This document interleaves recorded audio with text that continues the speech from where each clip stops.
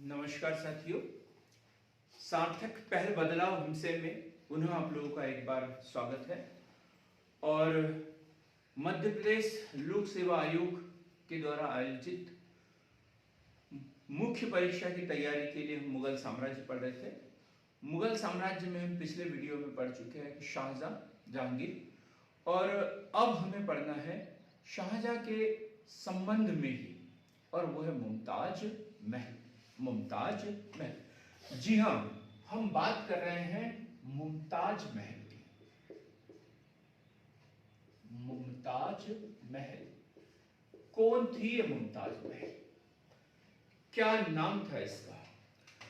तो मुमताज महल का वास्तविक नाम था आरजूमंद बानो बेगम। आरजूमंद बानो बेगम। इस वीडियो को पूरा देखें, बिल्कुल भी स्किप ना करें। ताजमहल के बारे में हमने सालों से, जन्म से सुना है, लेकिन क्या है ताजमहल का रहस्य? क्या है उसकी वास्तविकता? क्या है शाहजहां की प्रेम कहानी? वो आज हम इस वीडियो में पल पल की एक एक बिंदु के बारे में डिटेल में पढ़ने वाले हैं। तो जिसने भी ये वीडियो देखा है ताजमहल के बारे में, और कहीं कुछ पढ़ने की, देखने की बिल्कुल भी जरूरत ना रहेगी। तो हम मुमताज की बात कर रहे हैं, और इसका मूल नाम था आरजूमंद बानो बेगम। जन्म इनका हुआ है, इनका जन्म 1593 1953 में आगरा में इनका जन्म हुआ। आगरा में इनका जन्म हुआ, और आसफ खान की पुत्री, आसफ खान की पुत्री, तो वही नूरजहां की भतीजी, नूरजहां की भतीजी, जी हां, आप लोग समझ गए होंगे। नूरजहां जो जहांगीर की पत्नी थी, और इसे नूर महल की उपाधि दी गई थी, वो आसफ खान की बहन थी। आसफ खान की बहन थी। तो जहांगीर का पुत्र शाहजहां और नूरजहां की भतीजी आरजूमंद बानो बेगम, इन दोनों का विवाह हुआ। तो हमने आरजूमंद बानो बेगम उर्फ मुमताज महल के बारे में पढ़ा कि इसका जन्म जो है 1593 में आगरा में हुआ था। ये आसफ खान की पुत्री, नूरजहां की भतीजी और शाहजहां की पत्नी, शाहजहां की पत्नी। शाहजहां से इनका विवाह जब हुआ, शाहजहां से विवाह, उस समय उनकी आयु थी मात्र 19 वर्ष। 19 वर्ष, और विवाह हुआ इनका 1612 में, 1612 में। शाहजहां से इनका विवाह हुआ 1612 में, 1612 में। और उस समय शाहजहां शहजादे खुर्रम के नाम से जाना जाते थे। शहजादे खुर्रम के नाम से जाने जाते थे। मुमताज महल, मुमताज महल उर्फ आरजूमंद बानो बेगम शाहजहां की तीसरी पत्नी, तीसरी पत्नी, कौन से नंबर की? तीसरे नंबर की पत्नी। कहने के लिए ये तीसरे नंबर की है, लेकिन शाहजहां के लिए सिर्फ यही पत्नी। एक क्या लिखते हैं इनके विषय में मोतीबिंद खान, जो शाहजहां के दरबारी इतिहासकार थे, मोतीबिंद खान, वो लिखते हैं कि जहां पनाह की बाकी दो बीबियां जो थी वो कहने भर की थी, नाम मात्र के लिए थी। जो अंतरंगता और प्यार मुमताज महल के लिए था, दूसरे बीबियों के लिए वो कुछ भी नहीं था, या उनकी तुलना में इनके साथ में 1000 गुना ज्यादा था। किसने बोला ये? मोतीबिंद खान। मोतीबिंद खान शाहजहां के दरबारी इतिहासकार, दरबारी इतिहासकार। दरबारी इतिहासकार, उन्होंने क्या बोला कि ये मुमताज महल कहने के लिए तो तीसरी पत्नी थी, लेकिन बाकी दो बीवियों की तुलना में इनसे 1000 गुना इनका प्यार ज्यादा था। शासकीय जो मुहर है, शाही मुहर वो मुमताज महल के पास में हुआ करती थी। इतिहास को यदि हम पलट कर देखें तो यही मुहर पहले नूरजहां के पास हुआ करती थी, लेकिन जहां नूरजहां ने एक जुंता गुट बनाया और शासकीय कार्यों में बहुत अधिक दखल अंदाजी की थी, लेकिन इनके द्वारा ऐसा कुछ भी नहीं किया गया। शाहजहां इनसे इतना अधिक प्रेम करते थे कि हमेशा उसको अपने साथ में रखते थे। युद्ध वाले दौरे पर भी जाते थे तो शाहजहां के साथ में वो मुमताज महल को भी अपने साथ में ही लेके जाते थे। और बात करते हैं ऐसे ही एक दौरे की, जब मुमताज महल अपनी 14वीं संतान को जन्म देने वाली थी। 14वीं संतान को जन्म देने वाली थी और बादशाह शाहजहां जो है इन्हें भी गोंडवाना के दौरे के लिए लेके चले गए। और उस समय जो उनकी उपस्थिति थी, जो वास्तविक स्थिति थी, वो बुरहानपुर के पास में थी। मध्य प्रदेश का बुरहानपुर, ताप्ती नदी के किनारे वाला बुरहानपुर, वहां पर ये जो अस्थायी डेरा डाले हुए थे। मृत्यु के बाद 14वीं संतान को जन्म देते हुए वहीं पर उसकी मृत्यु हो गई। कहां पर? बुरहानपुर में। और अस्थायी रूप से जो जौनाबाद बाग है बुरहानपुर में, और वहीं पर उसे दफनाया गया। और 6 महीने बाद उसका शव ले जाकर आगरा में दफनाया गया। 6 महीने बाद आगरा में दफनाया गया। और आज उसी जगह पर हम प्रेम की याद में एक समाधि बनी हुई है, जिसे सारी दुनिया ताजमहल के नाम से जानती है। आज वो आगरा में है, वहीं पर है जहां पर कभी आर्जुमन बानो बेगम की समाधि हुआ करती थी, जिसे उसे प्रारंभ में दफनाया गया था। इनकी मृत्यु का आघात जो शाहजहां के ऊपर हुआ है, वो शब्दों में बयान नहीं कर सकते कि कितने दुखी हुए थे शाहजहां इनकी मृत्यु के बाद। ऐसा बोला गया है कि किसी के बस में नहीं था शाहजहां को दिलासा देना, इस दुख से उभारना किसी के बस में नहीं था। और भी रिलेटिव्स थे शाहजहां के उनके आसपास, लेकिन कोई भी उसे दिलासा देने में सफल नहीं था। यहां तक कि एक साल के लिए जो बादशाह है वो अज्ञातवास में चले गए थे, लगभग 1 साल तक। जबकि धर्मानुसार जो है 40 दिन का शोक मनाया जाता है, लेकिन बादशाह लगभग 1 वर्ष के लिए अज्ञातवास के लिए चले गए थे। और इस अज्ञातवास के समय में उनकी बेटी जहां आरा उनके साथ में थी। ये क्वेश्चन बार बार पीएससी द्वारा पूछा जाता है, विभिन्न प्रकार के एग्जाम द्वारा पूछा जाता है कि अज्ञातवास में जब शाहजहां बहुत दुखी थे मुमताज महल की मृत्यु से, उस समय उनका ख्याल किस बेटी ने रखा था, उसे इस दुख से बाहर निकालने में किस बेटी ने मरहम की तरह काम किया था। तो उस बेटी का नाम था जहां आरा। और धीरे धीरे उसने अपने पिताजी को इस गम से बाहर निकालने का प्रयास किया। और फिर शाहजहां के मन में आया कि क्यों न हम उनका मकबरा बनाएं, और मुमताज महल की याद में उन्होंने खड़ा कर दिया एक ताजमहल। देखिए, ये ताजमहल एक प्रतिकृति है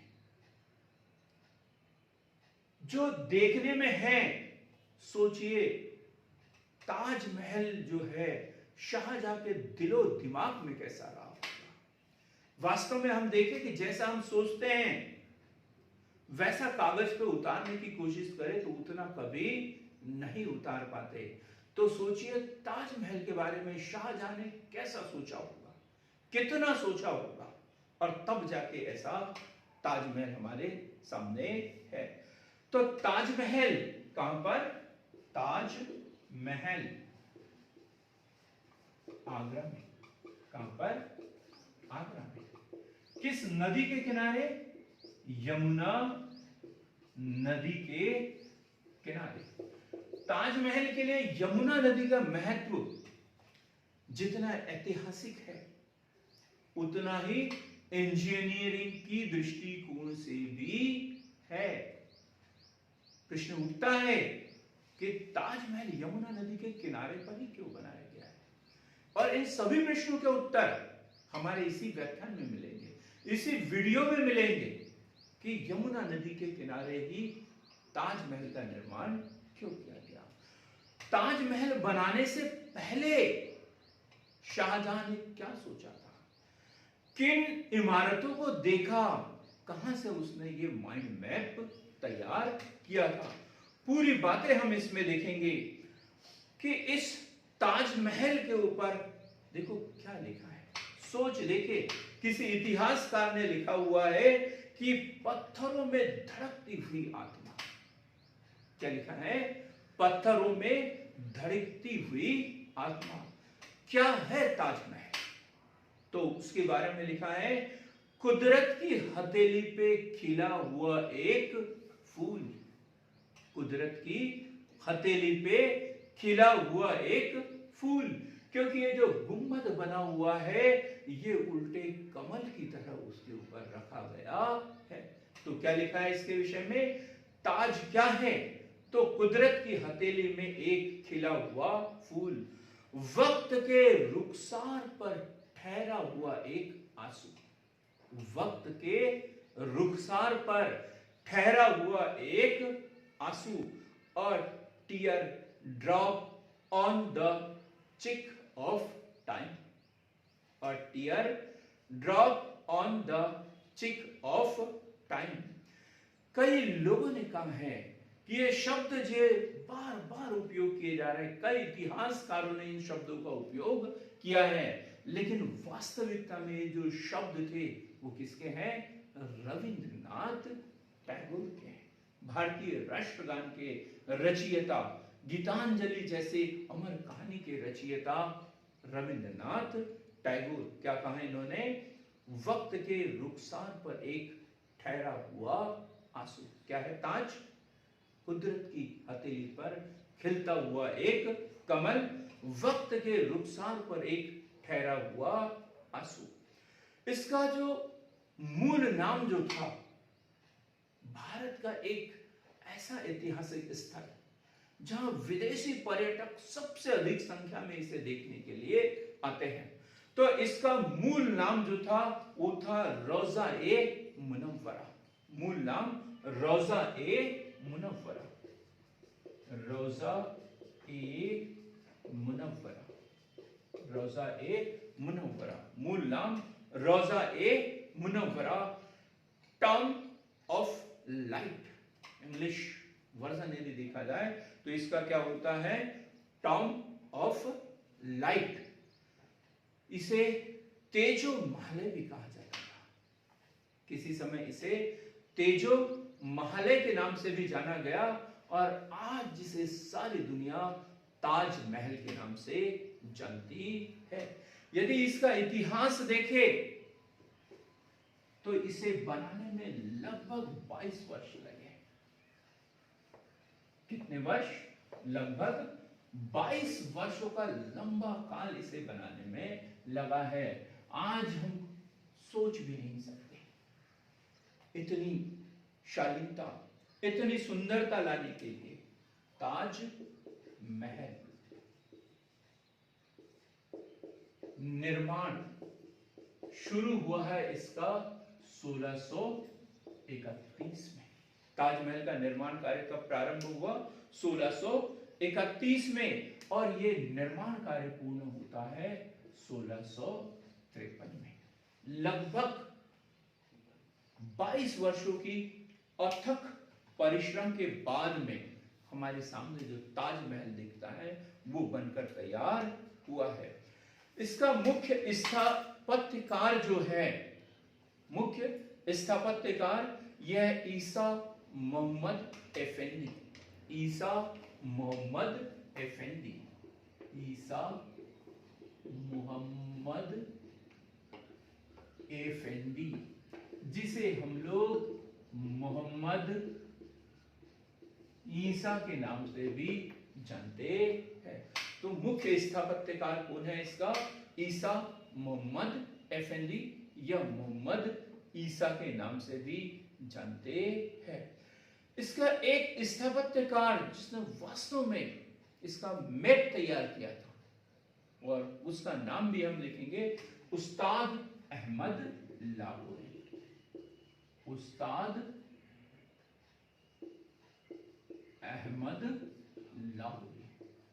ये दोनों नाम हमें याद करना है, मोहम्मद ईसा और उस्ताद अहमद लाहौरी।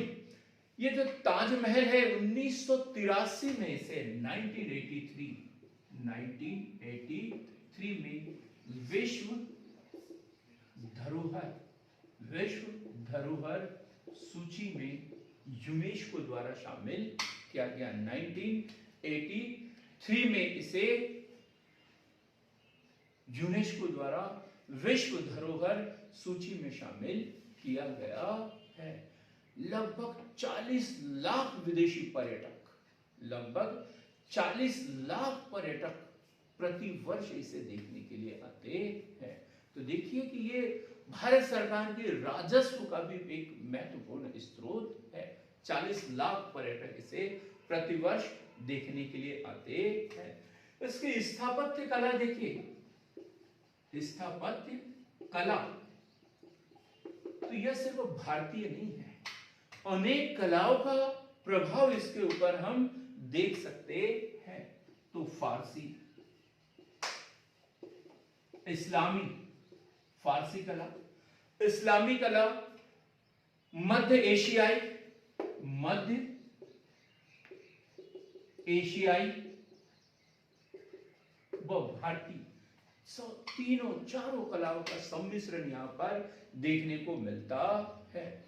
इसकी जो डिजाइन हुई है, डिजाइन कहां से आया ये मैप, कैसे सोचा कि हमें ऐसा ताजमहल बनाना है? तो इसकी जो प्रेरणा मिली है वो समरकंद स्थित तैमूर के मकबरे से, समरकंद स्थित तैमूर के मकबरे से। तैमूर लंग की बात करते हैं तो उसका जो मकबरा समरकंद में है, शाहजहां को ऐसा लगा कि ऐसे ही मकबरा हमें भी बनाना चाहिए जिससे पीढ़ियां जो है याद करती रहे। और इसके लिए उन्होंने सर्वेक्षण किया। फिर क्या कहा?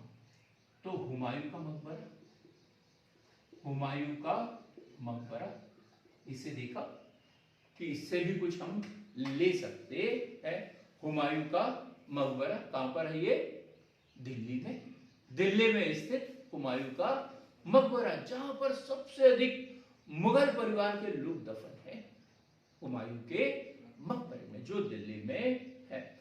फिर एतमादुद्दौला का मकबरा, एतमादुद्दौला का मकबरा सफेद संगमरमर में बना हुआ भारत का पहला मकबरा है। इसे बेबी ताजमहल भी कहते हैं। एतमादुद्दौला के मकबरे क्या कहते हैं? बेबी ताजमहल, क्योंकि ये ताजमहल की तरह बना है, साथ ही सफेद संगमरमर से बना हुआ है, तो इसलिए इसे बेबी ताजमहल या शिशु ताजमहल भी कहते हैं।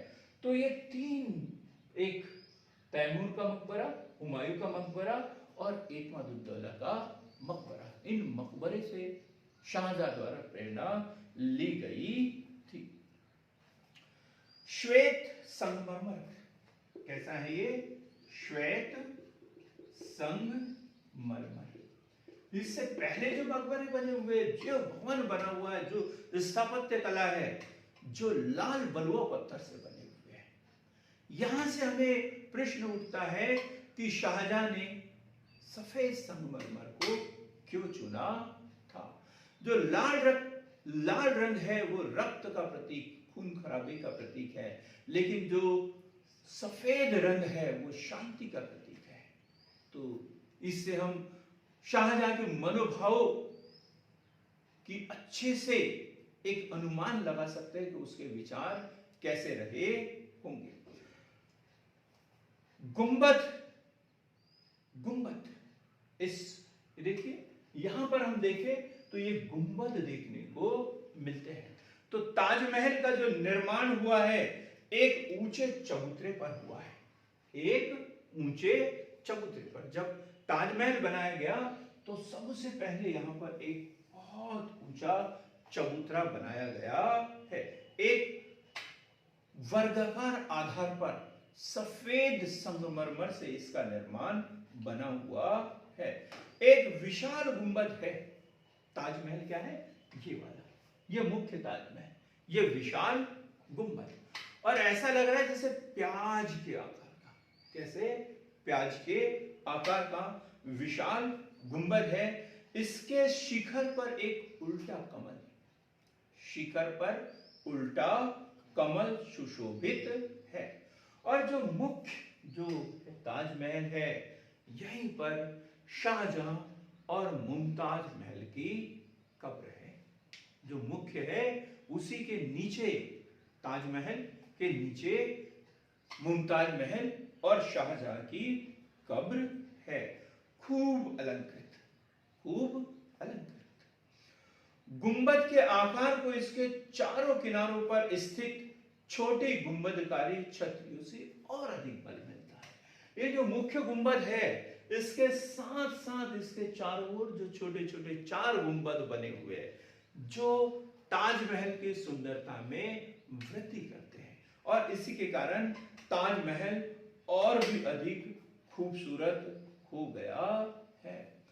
हिंदू कलश, ताजमहल की सबसे ऊंची चोटी पर कलश, जो हिंदू शैली का उदाहरण है, हिंदू शैली का कलश, कलश बना हुआ है। और इसके ऊपर, इस किरीट के ऊपर, कलश के ऊपर जो है वो अर्धचंद्र बना हुआ है। इसको काटता हुआ क्या बनाया गया है? अर्धचंद्र बनाया हुआ है। क्या बताता है ये अर्धचंद्र? इसकी जो नोक है वो स्वर्ग का इशारा करती है, जो जन्नत का इशारा करती है। मकबरे के चारों कोनों में चार विशाल मीनारे हैं, जैसे ये दो और दो इसके पीछे। चारों कोनों पर चार विशाल मीनारे हैं जो इमारत को एक चौखटे में बांध लेती है। ऐसा लगता है कि ये चार जो मीनारे हैं वो ताजमहल के चार पहरेदार हैं और उसे एक सुरक्षा घेरे के रूप में, चौखटे के रूप में बांध देती है। जो ये चारों मीनारे हैं वो एकदम सीधी नहीं है, सीधी नहीं है। उसके पीछे भी एक लॉजिक है, इंजीनियरिंग है। वो जो मीनारे हैं थोड़ी सी बाहर की ओर झुकी हुई है। देखो, सोच इसे कहते हैं कि यदि कभी कोई हादसे में ये मीनार गिर भी जाती है तो बाहर की ओर गिरे, ना कि ताजमहल की ओर गिरे। तो इसलिए जो चारों मीनारे हैं वो थोड़ी सी, हल्की सी बाहर की ओर झुकी हुई है। मीनारों के ऊपरी छज्जे पर मुख्य इमारत के समान छतरी बनी हुई है। इसके ऊपर भी, मीनारों के ऊपर भी क्या बनी हुई है?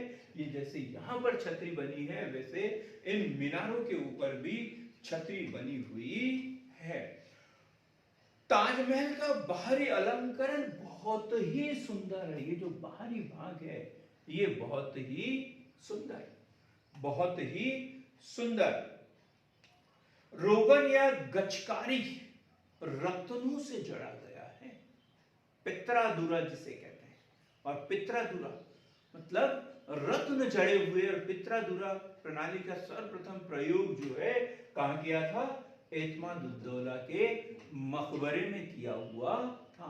तो यहीं से प्रेरणा ली कि बाहर जो है रत्न जड़े हुए होना चाहिए। इसे इसके ऊपर फ्लोरिड थुलुप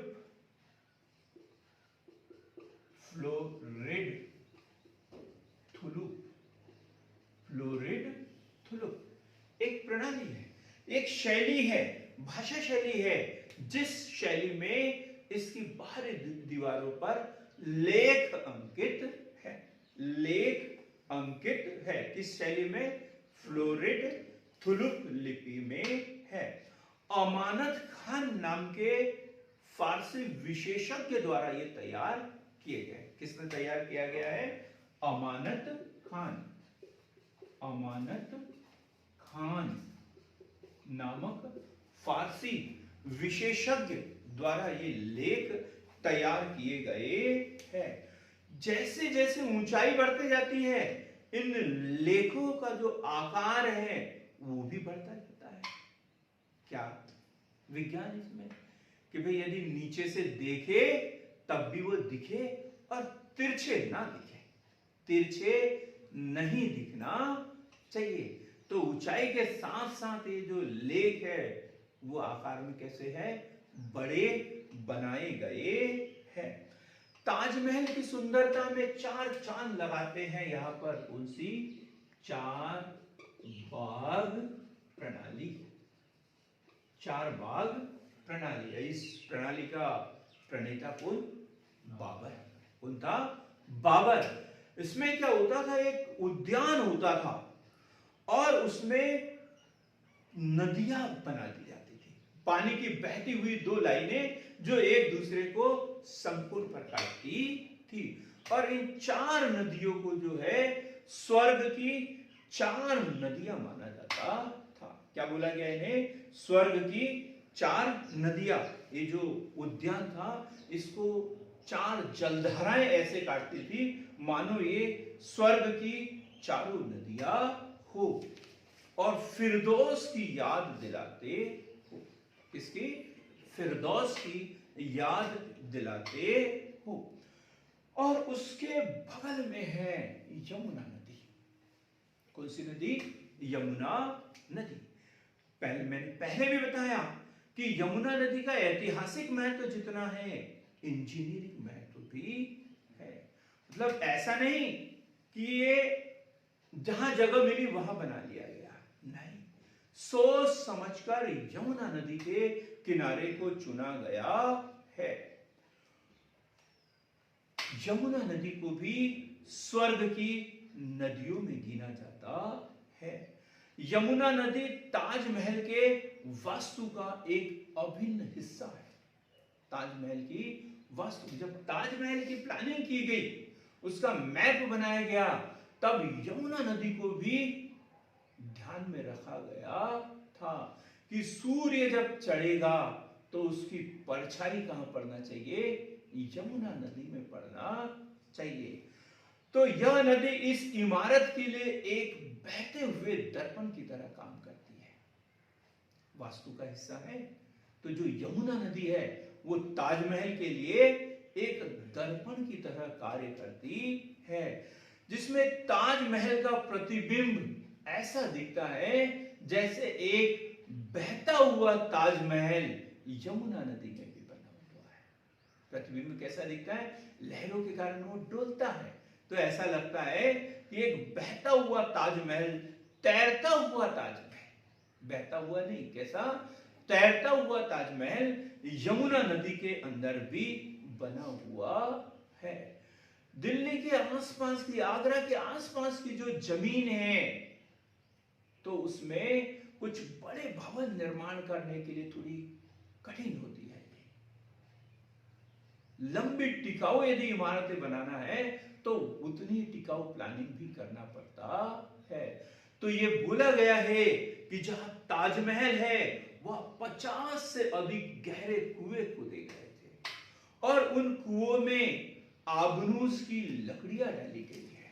आबनूस की लकड़ियां, जो ताजमहल की नींव बनी हुई है, कैसे बनी हुई है? आबनूस की लकड़ियों से बनी हुई है। और इन लकड़ियों को यदि नमी मिलती रहे तो उस नमी के कारण ये फूलती है और कभी सड़ती नहीं है। तो ये है वास्तु कि यमुना नदी का जो जल स्तर है उससे इन आबनूस की लकड़ियों को नमी मिलती है और जिसके कारण वो फूलती है और ताजमहल को एक अलग ही तरीके की मजबूती प्रदान करती है। क्लियर हुई बात कि यमुना नदी के किनारे ही ताजमहल क्यों बनाया गया था। हम आप बात एक ये भी देखें कि जो ताजमहल है वो सफेद संगमरमर से बना हुआ है। इससे पहले जो इमारतें बनी हुई है वो लाल बलुआ पत्थर से बनी हुई होती थी, लाल बलुआ पत्थर से बनी हुई होती थी। तो ताज का सफेद संगमरमर भावुकता व प्यार की शुद्धता को प्रकट करता है। भावुकता और प्यार की शुद्धता को प्रकट करता है। संगमरमर राजस्थान के मकराना क्षेत्र से मंगाया जाता था। बड़ा महत्वपूर्ण क्वेश्चन है कि ये जो सफेद संगमरमर कहां से मंगाया गया था? तो राजस्थान के मकराना क्षेत्र से मंगाया गया था। इसके अलावा इसमें पित्रा-दुरा पद्धति है।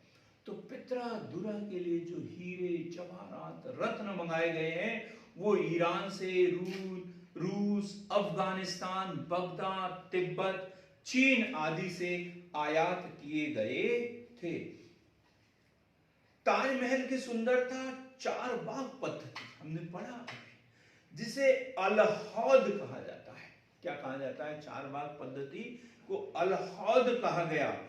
और सामने जब चार बाग बनाए गए और उसमें जो नदियां बनाई गई है जिसे स्वर्ग की नदियां कहा गया है, इसमें ताजमहल का प्रतिबिंब देखने ही बनता है। एक प्रतिबिंब जहां पीछे यमुना नदी में तैरता हुआ ताजमहल बनता है तो सामने भी ताजमहल का प्रतिबिंब उन नदियों में, उन जल धाराओं में बनता है, जो इसे जन्नत की चार बहती हुई नदियां और फिरदौस की बागों की याद दिलाता है।